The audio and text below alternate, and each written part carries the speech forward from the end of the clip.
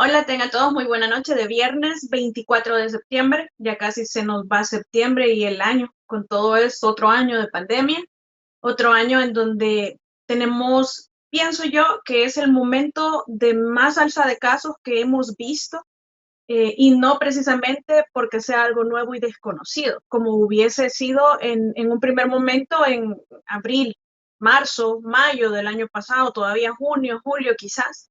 Pero a estas alturas que tengamos una crisis tan terrible como la que estamos viviendo, en donde los hospitales del seguro ya están llenos, en Hospital El Salvador al parecer siguen abriendo espacios para la gente que ya, es decir, ya estamos apenas para colapsar el sistema. Y recordemos aquello de la curva que aprendimos cuando comenzó todo esto. Es decir, la idea de bajar la curva era porque aquí está el sistema hospitalario y la curva sobrepasa. Es decir, estos que quedan arriba de este nivel, esta curva, quedan fuera del sistema y con muchísima mayor probabilidad de fallecer a falta de atención especializada por COVID. Y pienso yo que la mayor responsabilidad está en nosotros, por andar en aglomeraciones, por no respetar las medidas de bioseguridad. Y hay muchos casos ya, y yo les puedo dar fe de ello, que aún en nuestras casas nos están trayendo el COVID, y que también entonces eso significa que aún y dentro de nuestros hogares tenemos que guardar las medidas. No hay que tocarse la cara, definitivamente. Insisto que la clave está más que todo en las manos. En las manos nos llevamos nosotros el virus para los ojos, para la nariz o para la boca.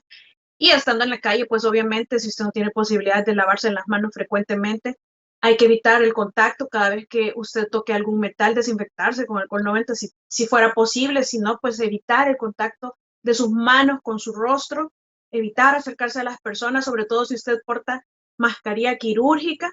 Aléjese de las personas que no llevan mascarilla, porque usted no está protegido. Usted está protegiendo a otros de usted contagiarlos si usted estuviera contagiado, pero usted no se está protegiendo, a menos que sea la KN95, 94, la N95, todas esas que sí nos protegen de personas que estén contagiadas y que no estén protegidas. Si usted va a tener relación con ellas, inevitable, ¿verdad? Porque también me consta de un caso en donde el jefe ha andado infectando a varias personas porque andaba sin mascarilla en todo el recinto laboral y contagió a alrededor de 15 personas. Y luego, pues hasta se estaba burlando que andaban buscando 14 días de incapacidad, ¿verdad? Es en realidad algo muy complejo, pero pienso que la mayor responsabilidad está en cada uno de nosotros, en cómo nos tomemos esto con seriedad, los adultos, que hay bastante jovencito y bastante chiquillo que van hasta en familia a comprar al súper en familia, al mall en familia, para todos lados, y así terminan también en familia en el hospital, y Dios no lo permita, pero también hay algunos que en familia para el cementerio. Está en nosotros, en realidad.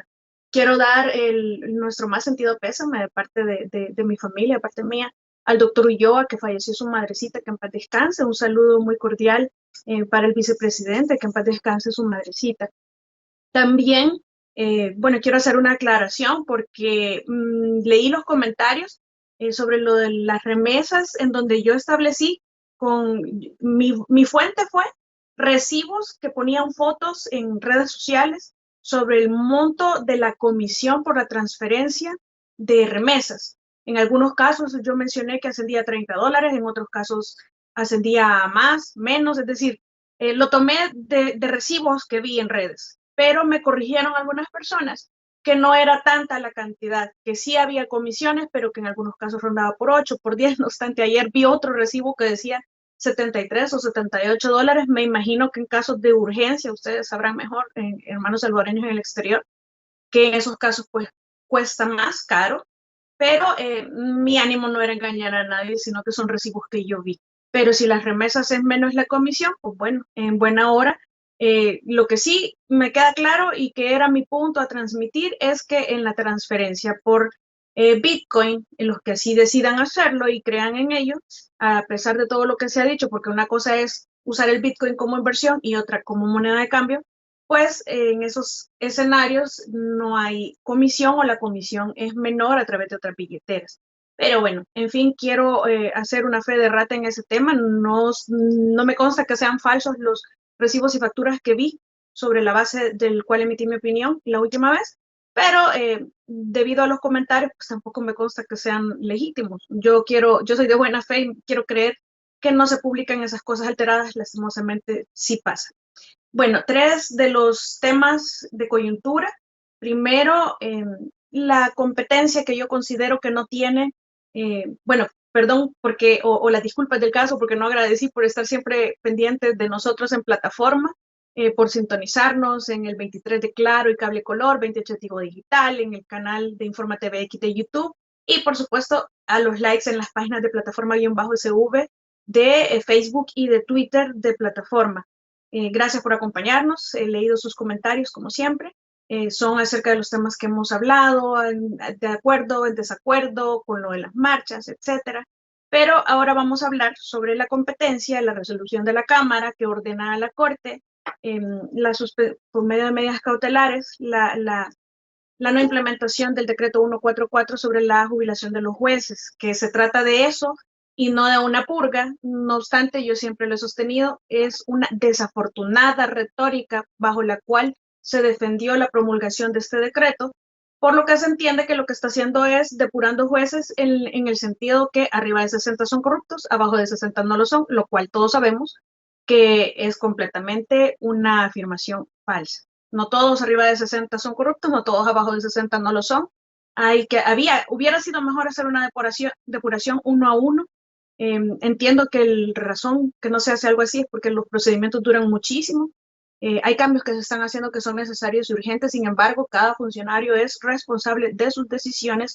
Si en el futuro se considera que estas decisiones constituyen cometimiento de ilícitos, pues deberían de estar analizando esas situaciones también, porque todos los actos tienen consecuencias y los funcionarios no tienen más atribuciones que las que la ley le confiere. De manera que, así como actualmente estamos viendo funcionarios en el banquillo de los acusados actualmente, pues el día de mañana también se pueden ver a los actuales en el banquillo de los acusados. Hay que protegerse, el poder no es perpetuo, no es eterno, y siempre hay que tener mucho cuidado y mucha responsabilidad sobre las decisiones que uno toma y sobre lo que uno firma y pone su nombre y respaldo. Yo pienso que esta resolución, el juez carece de competencia, que se ha extralimitado en sus funciones. En primera, resuelve solito, el otro magistrado no conformó cámara con él, no sabemos ni siquiera por qué alega no ser competente, solo se consigna que manifestó considerar que no se tenía la competencia, pero no vimos el razonamiento de ese voto, ni siquiera llamaron a un tercero en discordia, aunque digan de que no era necesario porque solo eran medidas cautelares. A mí sí me parece que una resolución que afecta derechos en una u otra vía, pues tiene que conformarse la Cámara y tiene que seguirse el procedimiento que establece nuestra Constitución y nuestras leyes, porque el hecho que se tomen decisiones, que se salten los procedimientos, no quiere decir que no se haga justicia a través de la violación de procedimientos legales, sino que simplemente ahí están, nos gusten o no, pues son los que están. Si no nos gustan hay que cambiarlos. En ese momento se tiene la correlación como para cambiar todas esas cosas, y hay situaciones que hubieran sido preferibles, pero lo cierto es que el procedimiento, a mí sí me parece que tenían que haber conformado con un tercero en discordia a la Cámara, porque este juez, primero no sabemos, yo no lo conozco, no sé quién es, no sé si tiene 30 años de servicio o más de 60 años, y es a la vez no solo juez, sino que también parte interesada en este asunto. Pero más allá de todo esto, la argumentación muy buena, porque se está protegiendo a los adultos mayores conforme la normativa internacional. No es cierto que la normativa internacional esté por encima per se de la ley secundaria en El Salvador. Dice la Constitución que en caso de conflicto va a prevalecer el tratado. No dice que uno vale más que el otro, pero que en caso en que choquen y haya conflicto, pues allí sí, el tratado prevalecerá. Entonces, lo que sucede es que aquí el análisis que yo hago es si tiene o no competencia un magistrado de familia para emitir este tipo de resoluciones, y es donde yo concluyo que en realidad no la hay. Y fíjense que qué triste es que ya hemos hablado de este tema en otras ocasiones, que si digamos que la orden es legal, porque la idea de poner cúmplase al final de esta resolución de Cámara no es al azar tampoco, es que el delito de desobediencia que se comete si no se cumple una orden, pues tiene que ser una orden la que se desobedece. Si no se le pone que es orden y que se le ordena que se cumpla, entonces estaríamos a las puertas de una solicitud, una petición, una sugerencia, pero no una orden. Lo que se desobedece es una orden. Entonces tienen objeto de ser que al final se ponga cumplas, es decir, se está ordenando su cumplimiento. Porque en el pasado muchas desobediencias, sobre todo en temas de defensoría del consumidor, fueron exonerados de responsabilidad porque la Defensoría no ordenaba el cumplimiento de alguna situación, sino que se sugería a las empresas. Entonces al final, si no es orden, pues no hay obligación de cumplirla, es decir, no es vinculante. Pero lo cierto es que lo que es el efecto de esta resolución de medidas cautelares es la suspensión de la vigencia de la ley. A mí me parece que los 183 de la Constitución, que establece las inconstitucionalidades, y el 185, que establece las inaplicabilidades, es decir, el control difuso de la Constitución, que es para todos los jueces, no es concentrada el control de constitucionalidad en El Salvador solo a la sala, como en España, por ejemplo, sino que aquí en El Salvador también los jueces controlan la constitucionalidad. Entonces, solo puede hacerse a través de un recurso de inconstitucionalidad o una demanda de inconstitucionalidad, la suspensión de la vigencia de una ley, o a través de una inaplicabilidad. Y no estamos frente a ninguno de esos dos casos, que serían el 183 y 185 de la Constitución.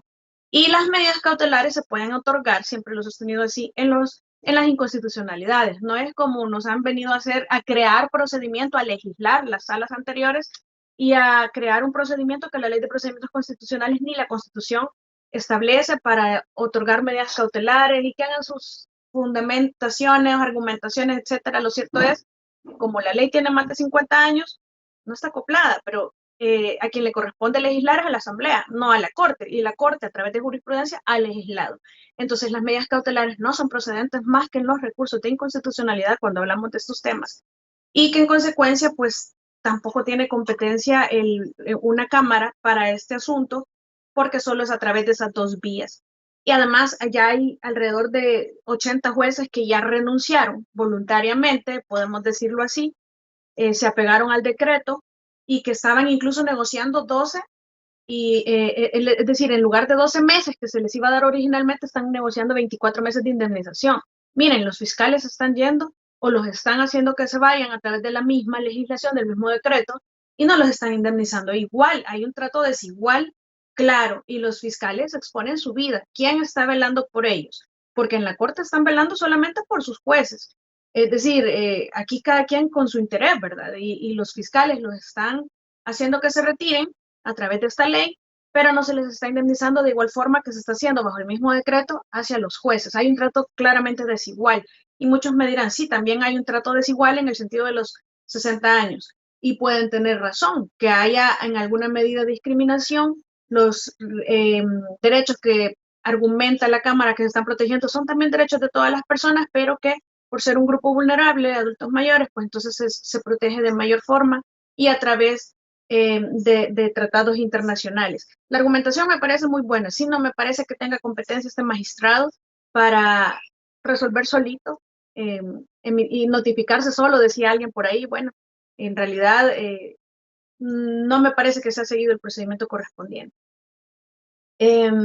Sobre hay una reforma de conducción peligrosa que sube a 6 años la penalidad del delito, y aquí es donde quería enlazar anteriormente con lo del delito de la desobediencia, que en caso que la fiscalía, los diputados, los magistrados decidan desobedecer, en caso de que sea legal o que se considere legal, se presume legal, eso sí, esta orden de la Cámara de la resolución de ayer, pero si no la cumplen, pues la pena es de 6 meses a 1 año. Recordemos aquellas plataformas que yo grababa en donde les explicaba el tema de la dosimetría penal, la desproporcionalidad que hay en cuanto a la penalidad de los delitos y la forma en la que los corruptos en El Salvador se han protegido siempre, porque los delitos relativos a la corrupción tienen penalidad absurda. Aquí, como les he dicho siempre, sale más barato robarse 300 millones de dólares que hurtarse un carro, porque paga 15 años por hurtarse un carro, pero 5 sin devolver el dinero por robarse el dinero del Estado. Y así podemos poner muchos ejemplos, es decir, desobedecer 6 meses en caso que la Fiscalía proceda. Entonces, 6 meses, que nunca hemos visto magistrados de la Sala Constitucional sentados en el banquillo de los acusados, pero en ese escenario, 6 meses a 1 año. ¿Ustedes consideran que los delitos relativos a la administración de justicia, relativos a la administración pública, a la corrupción, que su sanción, a usted se le puede meter a su casa, como se los decía en esa plataforma, la policía, funcionarios sin orden judicial, y la pena es de 6 meses a 1 año? Es decir, aquí no pueden cometer delitos de cohecho, delitos hasta de actos arbitrarios, y salen más barato que hurtarse un carro. Entonces, cuando nosotros hablamos de la conducción peligrosa y le ponemos 6 años, estamos hablando que la conducción peligrosa es un delito, como ahí dice, peligroso, es de un delito de peligro y de peligro concreto, pero es un delito de peligro, en fin, es un delito por violar normas de seguridad, en donde puede que hayan resultados altamente previsibles. Y lo cierto es que no hay un daño, un resultado de daño, porque es una puesta en peligro. Yo conduzco temerariamente y pongo en peligro concreto a las personas transeúntes o a los otros conductores, pero ciertamente no he dañado a ninguno todavía. Entonces, por ejemplo, el homicidio culposo, que no tiene penalidad más alta de 3 años, que es un delito de resultado, es decir, la persona está ahí muerta, y va a tener 3 años, y esto que es un peligro abstracto, una puesta en peligro de un bien jurídico, va a tener 6 años. Es exactamente lo mismo que pasaba cuando se quería promover pena de prisión de 8 años para el maltrato animal, cuando el maltrato infantil en el Código Penal tiene 2 años de pena de prisión. Entonces, cuando nosotros hablamos de desproporcionalidad, eso quiere decir que no hay proporcionalidad en el sentido estricto, es decir, es muy alta la pena, no es necesaria, no se justifica, es excesiva y además de eso no tiene coherencia, no es concordante, no hay cohesión con el resto de tipos penales en el Código Penal. Hay que hacer, es decir, hay que evitar hacer reformas aisladas en penalidades de ciertos delitos cuando no se estudia el todo, porque entonces caemos en este error de populismo penal sin ningún sentido, porque no puede tener el peligro de daño de un bien una pena que es el doble de matar a una persona con la misma imprudencia. Es decir, no hace sentido lógico. Y así podemos hablar de muchos otros delitos. Es decir, tiene más pena esta puesta en peligro de conducción peligrosa que un acoso sexual, que un cohecho, que es un delito de corrupción, que una estafa, es decir, o eh, lo cierto es que no hay un daño concreto, no hay un resultado en un bien de daño en un bien jurídico protegido, sino que es una puesta en peligro y tiene 6 años, es desproporcional. Ojalá y quizás fallaron los asesores, realmente han fallado a lo grande, reformen esta situación, que la retracten, que no entre en vigencia y que se haga un estudio integral y responsable de todo el Código Penal, de la dosimetría, de la proporcionalidad, como cuando pusieron en los delitos de secuestro una pena más alta que el delito de homicidio, es decir, ¿qué era más grave, verdad? ¿Haber matado a la persona y haberle robado su vida o poner en peligro por un dinero? Es decir, siempre grave, ciertamente, pero pues, había una desproporcionalidad y a eso es a lo que me refiero.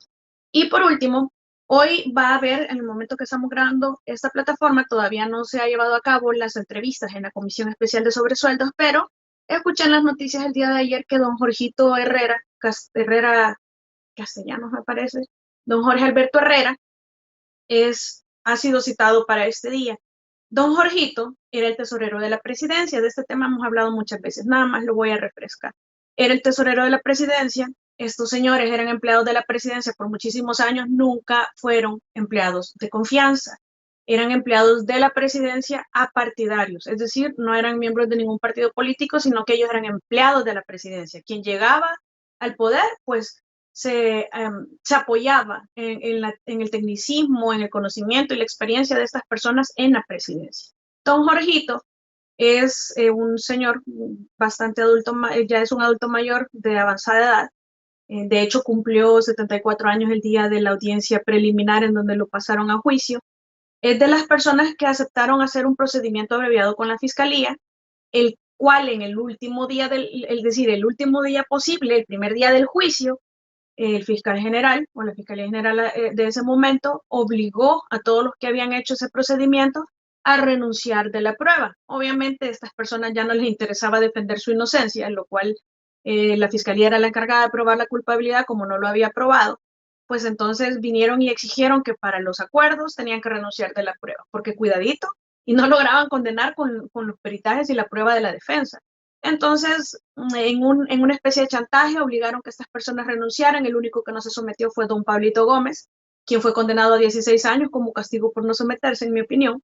Pero don Jorge era el tesorero y estuvo preso y está siendo procesado nada más porque era el tesorero de la presidencia en ese momento. Antes de la ley AFI, me parece que él era el encargado de ir a recoger el cheque a nombre del presidente a Hacienda Y después de la ley AFI, que se conformaron las UFIs en todas estas oficinas, pues ya era el tesorero de la presidencia. Pero él era un eslabón en un procedimiento en donde la planificación de la ejecución presupuestaria, es decir, la ley general del presupuesto por cada año, se establece que por mes se va a ir haciendo una ejecución del presupuesto.